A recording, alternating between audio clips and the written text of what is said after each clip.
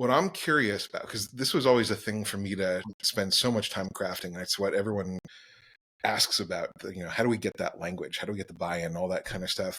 You went into estuarian mapping with your Mhm. first workshop with an incomplete guide, having never done it before and no formal training, and nobody had ever said, here's a case study on how it works. And somehow you got clinicians who, they're not going to give you 12 minutes to fill out a survey. How did you get Mhm. 4 hours from a group of clinicians to do something you've never done before that hasn't been proven or even, come off the whiteboard yet? Yeah, so it happened with a client, a recurring client. So there was a safety there.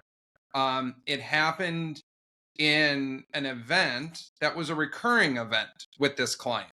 So there was already a container there. I didn't have to sell, let's create the container.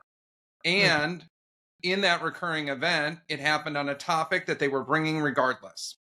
So Mhm. it wasn't a question of sitting there looking necessarily for what can I go try this on. It was the reverse. I landed on something that it just happened at the same time. I was like, this seems like the right way, and you can run the risk, of course, it's the flavor of the month kind of thing. But truthfully, they were needing to map the dynamics that were going on in a situation to see which ones they could pull on, because they were trying to pull on things and it wasn't working. So it met the criteria of appropriate use for the method, even in retrospect. Like if they had come with the same situation today, still would have recommended the same thing, probably would have been tighter on it.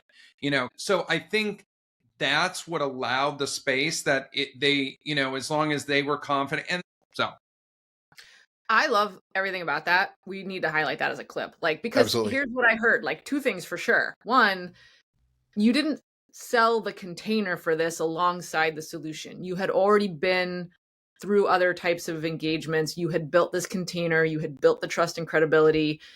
So now you don't have to sell the container for it. You have the container, and all you get to do now is bring a new tool into it or some new content into it.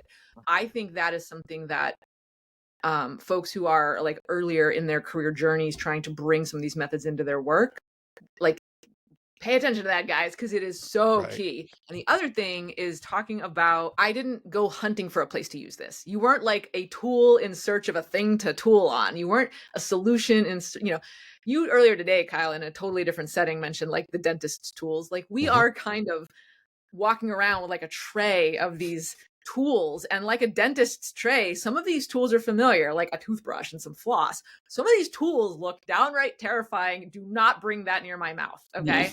And you have to kind of be careful if you're walking around with either one tool that I'm just looking for somewhere I can finally do this, or even the whole tray of tools. Hi guys, like, you are going to scare so many people away. So the fact is, being kind of always sensing for if there is a fit, great, I can now bring this in. But you are not estuarine mapping running around looking for somewhere to land. And that is so key too. That is so key. correct.